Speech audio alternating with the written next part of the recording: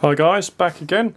Just going to do another quick tutorial now. Been asked by a couple of people how to make a good rust effect on sort of old metal, things like that. So I'll run you through this quite quickly. There's a few paints I use in here. Basically a few of them: Nuln Oil Wash, Mournefang Brown, Typhus Corrosion, one of the new technical paints, and Ryza Rust, one of the new dry brush paints. Obviously what you'll need is a dry brush and a standard brush and a wash brush for this. So what I'll do to start off with is I've just got a little metal plate here that I'm going to do this on. You see a couple of bullet holes in it and everything like that. Now that's just painted with Leadbelcher at the moment. I'm going to then wash it with a bit of Nuln oil.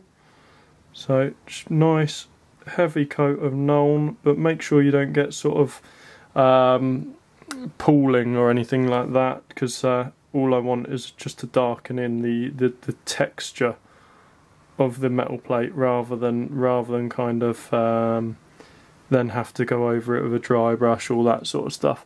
This is only just a quick tutorial, obviously, just to show you a rust effect, not on how to paint metal and things like that, and nonetheless you probably know how to do that anyway already. Right, so there's a coat of Leadbelcher on there. Now I will be back in 1 second when that's dry and we'll do the next step. Hi guys, right, so this is all dried now. Let me just get that to focus in for you. It's all dried. I know it doesn't look great. I would normally dry brush over the top of this, but hey ho, I mean, I'll give it a quick dry brush. Bear with me 1 second. Just use a large dry brush and that will get it done quickly for you.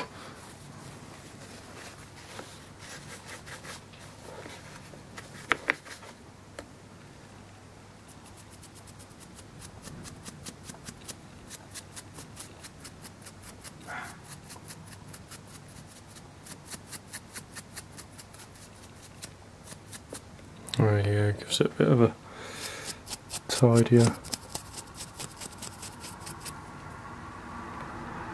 finish there. Right, okay, that's that one done. Right, now next step of this one, let me just put that silver away. Next step of this one will be Typhus Corrosion. Make sure you give this stuff a real good shake, because obviously it's got a very, very fine texture in it. Now you want to get as much of that texture into the actual paint as possible. So open that up. Now make sure you use a brush that you don't really care about too much as well whilst using this stuff, and just paint on wherever you want the rust to actually be on this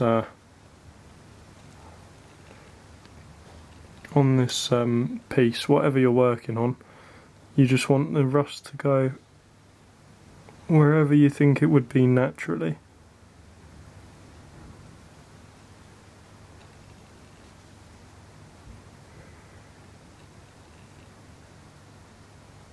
Now I'm putting it all around the kind of serrated edge. I'm kind of flecking tiny little bits of it around as well, because obviously rust isn't always sort of set. This is how it is, this how it isn't. Obviously it's a natural phenomenon, so it's going to happen wherever it wants to. Now I'm going to put a bit around the bullet holes as well.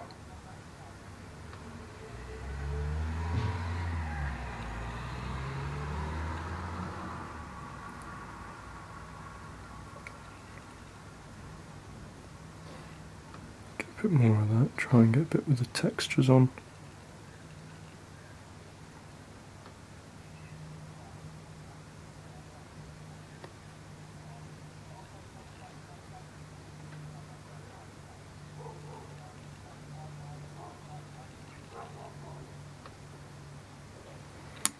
Right, so you see that's that all over there for you. Now, like I say, it's quite a simple sort of stuff to use. It's got a nice little texture in it. It's actually one of my favourites of the new technical paints that they've brought out, in that range of the 6 odd different paints that they brought out recently. Just going to let that dry for a little while. Now what most people would do next is go straight in with some dry brushes on some orange and things like that. What I like to do is actually step up with Mournefang Brown, because it's quite an orangey, sort of rusty kind of brown. It's actually a real nice colour to kind of just step in before you go up to an orange and sort of blow it out with the bright oranges straight away. So I'm going to let this Typhus Corrosion dry, and then I'll come back, show you what to do with the Mournefang. Be right back. Right, this Typhus Corrosion is all dry. You see I've just got kind of splatterings all around the edges. You can see the slight texture in it. Semi-transparent kind of colour as well, which is quite nice. Now, what you could do here as well is you could go over the whole thing with a wash of Agrax just to blend it in that little bit more, make the rest of it look a bit sort of dirty, but that's up to you whether you want to do that or not. I normally would. In this where I'm just showing you the rust, obviously I'm not going to do it. Alright, so next step will be the Mournefang. Just give that a shake up, open it up. Now I'm just going to use a small dry brush for this. Just get a little bit on my brush there. Now it's going to be quite a liberal, more of a kind of midway between dry and a wet brush, and I'm just going over all around the edges of where I want the rust to be.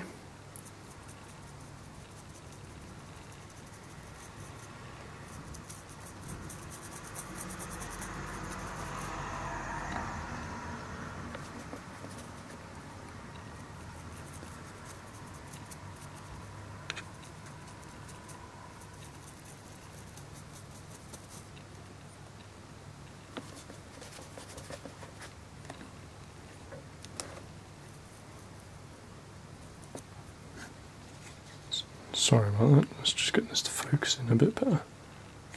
There we go.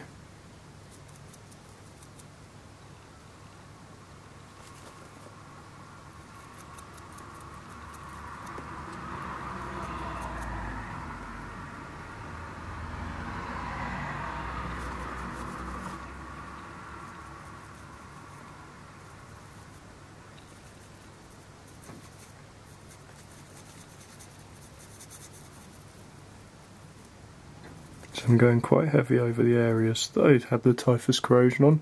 Now what might be nice is just a real soft sweeping over of the whole thing, just to, you know, when you see rusty metal it kind of has that powdery rusty look sort of all over it. So let's just give it a kind of... Right, so I've done the Mournefang section now. If I bring that in a little bit for you, just try and get that zoom in, there we go. You see it's lightened all around the edges for you. Alright, now all around the edges of the bits of Typhus Corrosion and everything like that. Also gave a light dusting all over the plate, so you see a sort of browny tinge. Now, it's done with the Mournefang. Next step I would go with is the Ryza Rust.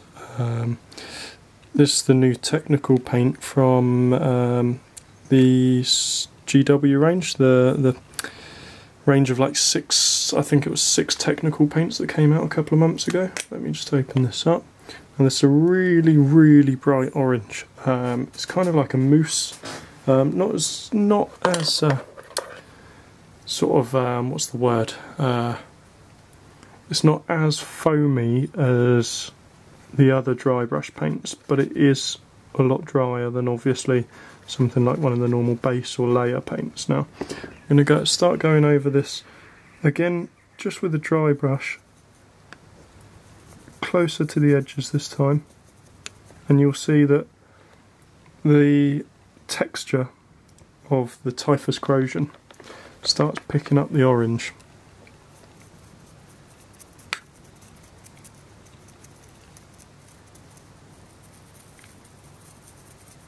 Now you can go as heavy or as light as you want to really with this. If it depends how bright you want it to be, how realistic or how sort of cartoony. Sorry about that, that's phone going off. Let's sort that out there, and then I'm just going to do a little bit around the bullet holes in the plate as well.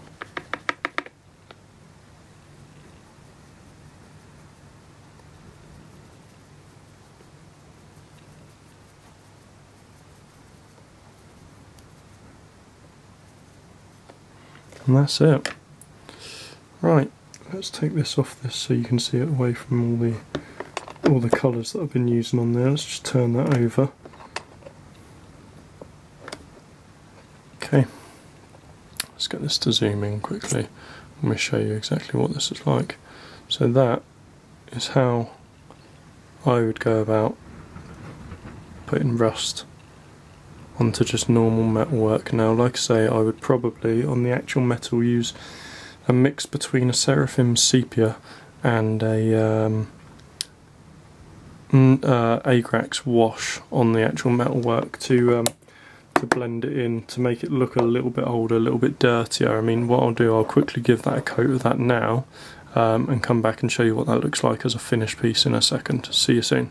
Hi guys, so done those two washes I said, the Seraphim Sepia and the Agrax, just to tie it together a little bit more. Now, see what you think about that. That is how I would kind of do rusting around the edges of that plate there.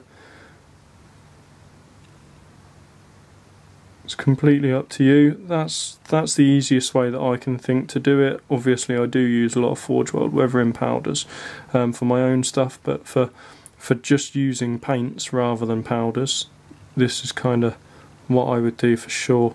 Gives it a nice kind of fresh and old rusting look. So obviously you've got the fresh rust around the edges and the older rust building up around the inside of it. So let me know what you think, guys.